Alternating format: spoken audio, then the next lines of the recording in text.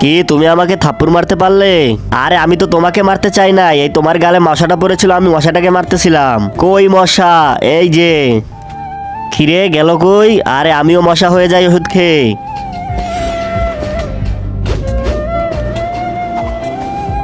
আমার গার্লফ্রেন্ডে কামড় দিছে কে?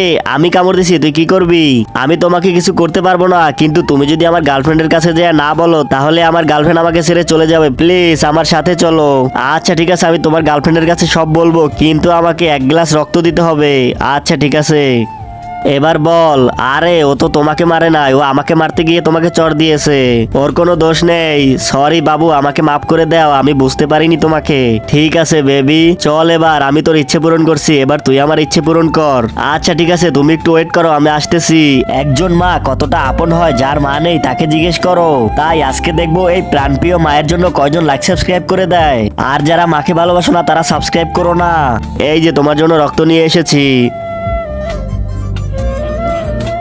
আম আম আম আরে এ তো অনেক সুন্দর রক্ত, এরকম মিষ্টি রক্ত তো আমি আগে কখনো খাই না। এটা কার রক্ত? ওই যে ওর রক্ত।